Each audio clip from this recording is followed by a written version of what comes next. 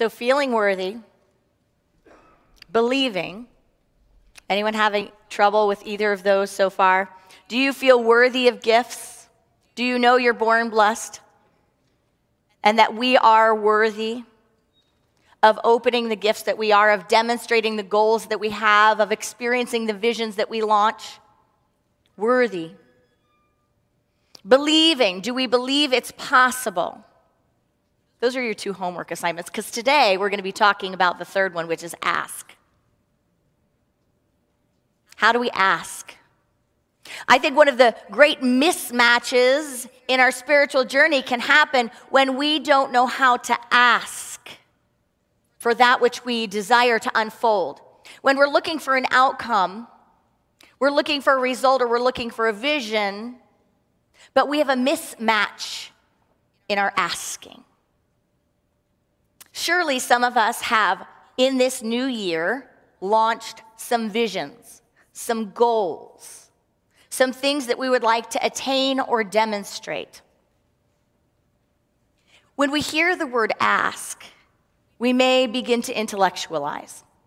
We may begin to think of writing something down in a letter and sending it off to a granting facility that says, yes, you may have that. Yes, you may have that. Yes, you may have that. But you can look around, can you not, on our planet and in your life and see that there's something else going on. That just because you haven't demonstrated some things, or I haven't demonstrated some things, some other people have, we can tell that it's not because we're not worthy, right? Because good things happen to people who don't show up so well. And seemingly not so good things happen to people who do their best to show up really well all the time. So what are some key elements in the energy of asking? I don't believe that asking is a mental activity. I don't believe that it's an intellectual activity. I believe that it's a vibrational activity. If there is something that we have launched, if there is a vision, if there is a goal that we have launched, true asking means that we are willing to become an inlet and an outlet. We are willing to become the activity of what it takes to demonstrate that good. And that form of asking is a full body, a full spiritual, a full soul experience. Because it doesn't happen outside of us and arrive to us. It happens through us. It is born from us. And it comes when we have a vibrational match with that which we're ready to and willing to and worthy of and believing in demonstrating. So if we think of the language of God, the language of source, it's not always very human, is it? It's not always very human. It's mystical. It's energetic. It's vibrational. So what is ours to develop, what is ours to get,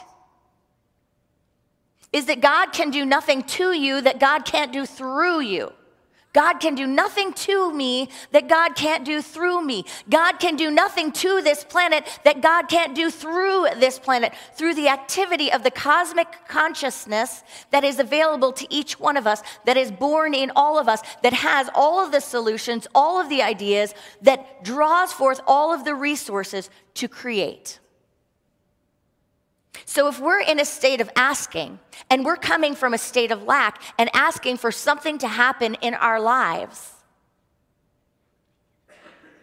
but we're not in tune with the field of that demonstration, then how can it arrive? Marianne Williamson, in reflection of her time in the peace movement, says this, being later on in years and later on in wisdom and later on in spiritual practice, now she says this, the problem with the peace movement and the problem with where we were coming from is that we were trying to create peace out of anger. And you could imagine, out of all angry people, the people that were trying to create peace were probably the least angry. But she was alluding to the idea that there's a vibrational field that was created that actually actually matched the problem, or more matched the problem than the vision and the goal, right? It was more about this is wrong, we have to stop it. It matched the field, the other conversation going on. So there was an asking that wasn't in demonstrating that same principle. Martin Luther King was one who stood in the demonstration that whatever I am birthing, what we are called to birth, has to be birthed from the consciousness that matches the result.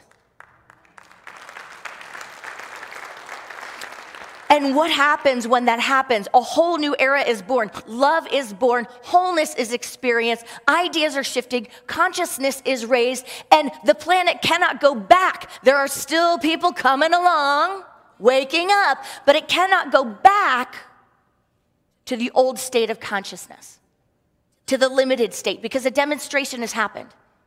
And we know that with war. We know that we cannot solve something by killing more people, because what does that create? It births a generation of hate.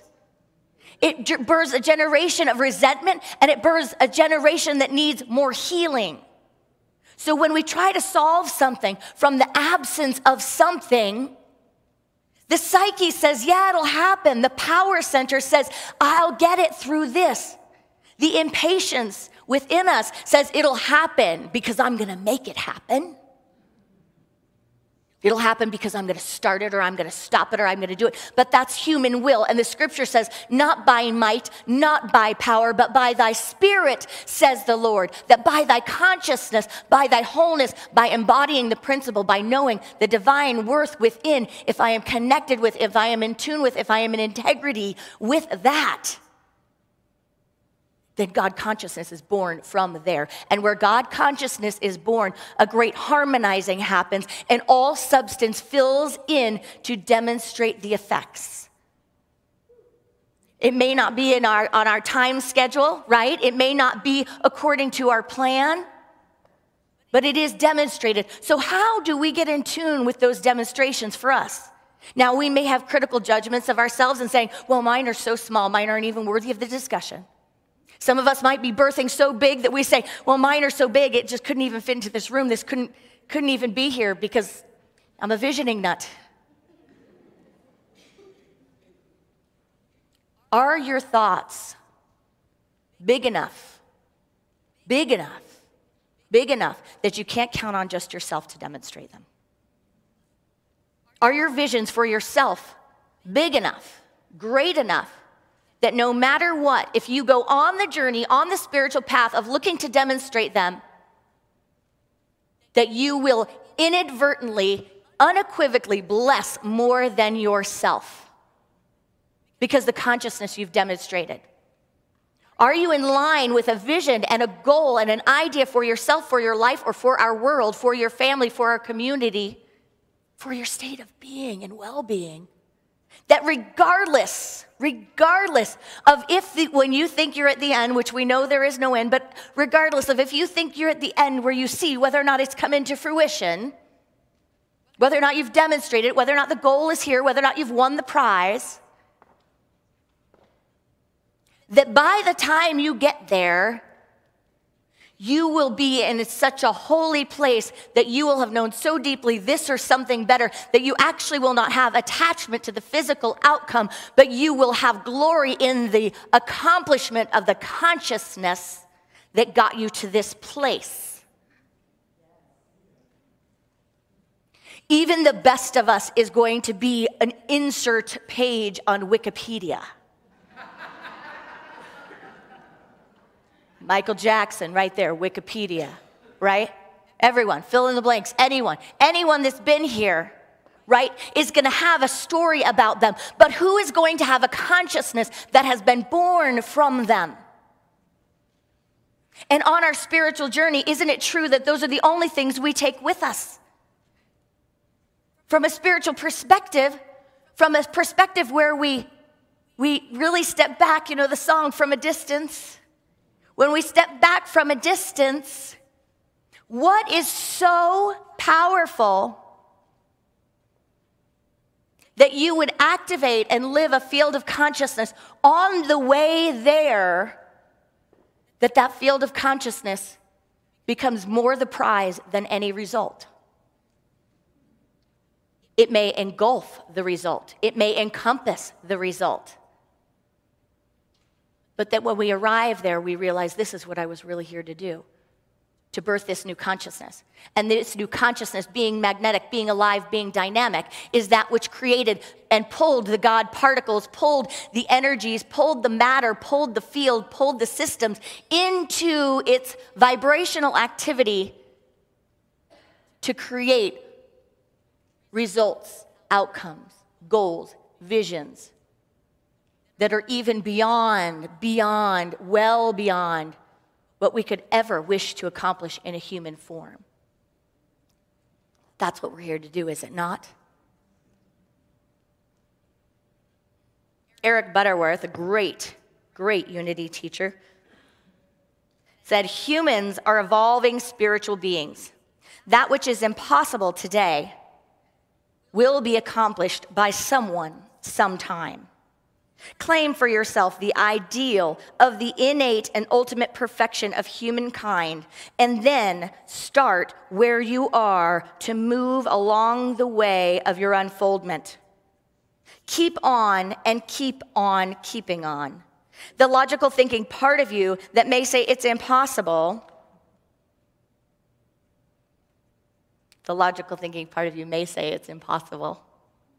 Listen deeply to the voice of self-transcendence, which said, God is, therefore I am, and therefore I can. You can if you refuse to be cowed by the giants of impossibility and follow the guidance of the creative urge within you. As the stately oak tree is in the acorn, so the perfect person is within the person you are now. You may not achieve your goal overnight, but the principle is exact. There is an allness within every illness. There is an all-sufficiency within every insufficiency. And there is a fullness of the Christ within every person. Don't settle for anything less.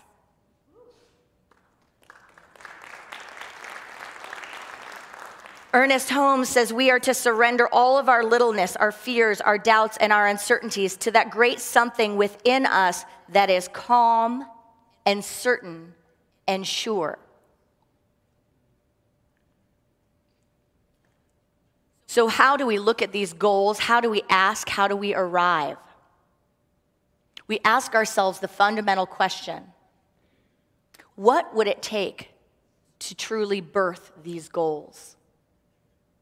What qualities, what commitments, what spiritual practice does it take to create these visions, these goals? So let's ask ourselves that today. Think about what's on your mind, what's on your list, what's on your heart. And authentically ask that question. What consciousness matches this? What vibrational field matches this? Because if we have not asked that question and we don't know, we will surely be stirred by the outer. We will surely be tempted to go with the intellect's idea of how we're going to get there, the mind's idea of what it takes to arrive. But if we stay true to that which underlies, to the qualities that will birth the visions, then we will never be led astray. We will never miss the mark. We will always arrive at where we thought or somewhere better. Who and what do I have to be in order to manifest this vision? Who or what do I have to be? What is the precursor to the outcome? What is the foundational condition that will birth the outcome? What is the state of consciousness that will birth the outcome?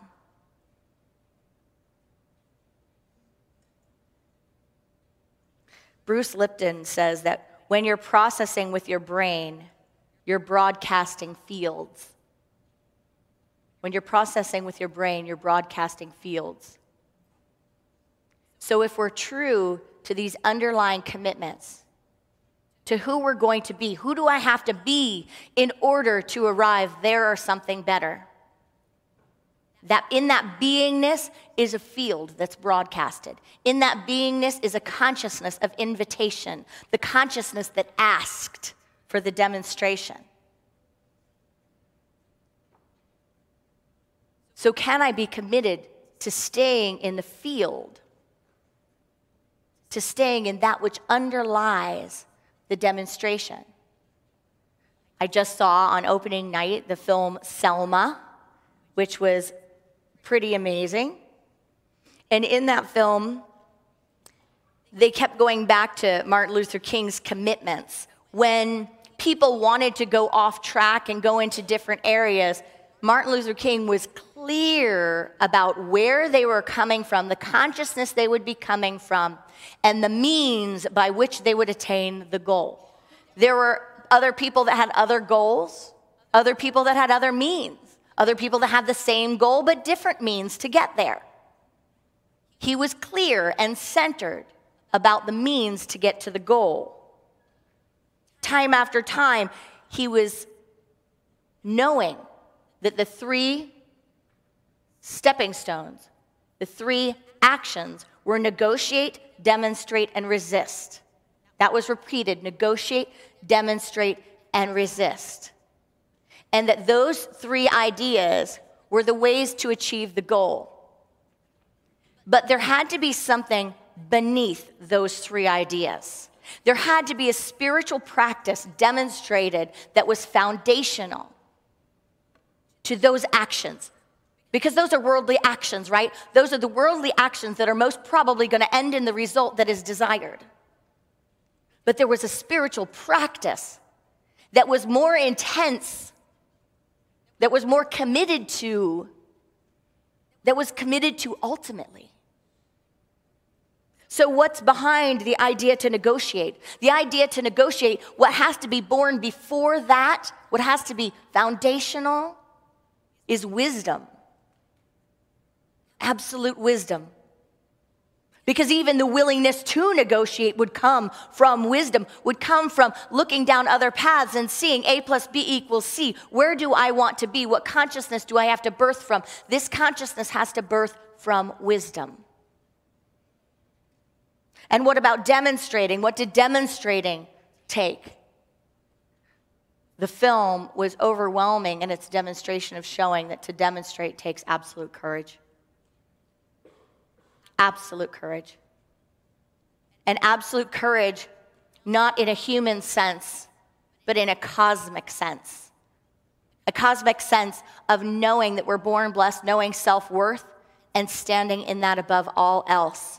Being committed to not the separate self, being committed not to my life, not to the preservation or the wellness of my life, but being present and courageous in demonstrating a spiritual principle for the greater life, the cosmic life.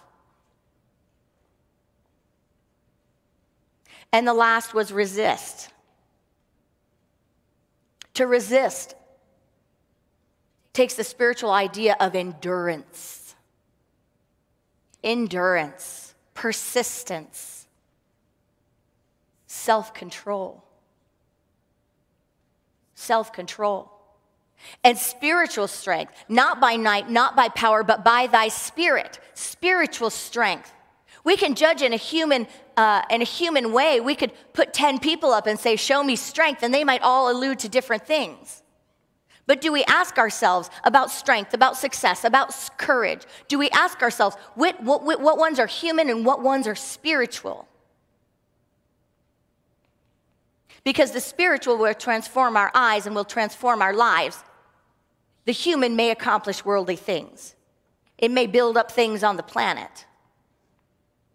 But the spiritual comes from the everlasting water. It comes from the life force. It comes from a vibrational field of God consciousness. We need to know that which underlies our visions, and our dreams. That which we're committed to being on the path to fulfillment. If we get caught up in the idea and the minutia of how to accomplish anything in our lives, whether we judge it to be small or whether we judge it to be large. And you know, an irony is some of the things that we judge to be small are the largest things. For how many people is the ultimate goal peace of mind? To be in a peace, calm, centered state of mind, a conscious state of mind. If that were everyone's goal, imagine the transformation. Imagine the guidance that could come in through that field of vibration. Imagine the insights, the answers, the wisdom. Our job here is not to be overcome by the details and the hows and the situations and the circumstances and pushing and pulling and exerting power. It is to birth a consciousness, to express spiritual wholeness, and from spiritual wholeness, to let a great multitude of unopened gifts enter in, to invite in a great era of amazing demonstrations, innovations that bring humanity together, that remind us of our divinity. So are we willing to stay connected with the part that is ours to do, with the piece that we're in control of? Charles Fillmore says, as the mind changes from error to truth, corresponding changes take place in the body. And the ultimate of these changes is perfection and wholeness. We are here not to stumble, not to try to micromanage our lives, but we are here to come from a consciousness that reminds us of who and whose we are. In the book Invisible Power, it says, in every word you use, there is a power germ which expands and projects itself in the direction your word indicates and ultimately develops into physical expression. It goes on to say, mental faculties always work under something which stimulates them. And this stimulus may come either from without, through the external senses, or from within, by the consciousness of something not perceptible on the physical plane. The recognition of this interior source of stimulus enables you to bring into your consciousness any state you desire. So let us allow our practice to support the birthing of visions and goals. But remember, it's not the goal, it's not the end. There is no end. We will always be demonstrating and expanding into a consciousness which will make even the most lofty vision or goal seem small when we have arrived at a new state of expansion. So what on the way there is worth it to demonstrate? I invite you to consider 3 qualities, 3 ways of being that you will know will birth a higher consciousness. So say it's relationship that you're wanting to expand. Well, what 3 spiritual qualities need to be present in order to birth that vision? You can't meet anyone if you don't go out. What does it take to go out and interact? It takes courage, or it takes a yes spirit. Whatever that is, connect with that. Prosperity. If we want to demonstrate more abundance in a prosperity, what is it going to take in our lives? What is going to have to be present? It's not just saving. It's not just holding on. That's a constrictive energy. The constrictive energy of holding on, it's not worrying about it and think, I'm going to demonstrate prosperity, so I now need to do nothing. That's constriction. That constriction can never birth more. So what does it take? I'm going to stand by a principle of generosity because generosity births abundance. I'm going to stand by a principle of circulation because circulation is that which allows expansion in my financial life. I'm going to stand by my knowing of abundance. I'm going to come from abundance thinking. What is it that will give us the strength to demonstrate the law? Faith. So now, with everything that has to do with this goal or vision, I'm going to demonstrate faith. What are the spiritual qualities that underlie the visions that you have for yourself? When we stand in our principles and when we activate from these spaces, we are in harmony with divine law. So let a great enthusiasm, let a great trust be built up within us, knowing that I don't have to figure out the details. Is there anyone that knows exactly where their life is going and where it's going to end up, how it's going to end? Even if we do, we don't. Right? So what's going to be worth it if tomorrow my foot is not on this planet? What's going to be worth it if tomorrow my foot is not on this planet? How I showed up, right? What spiritual principles I demonstrated, I reaped the benefits of, because when I've got them, I've got them. They can't be taken away.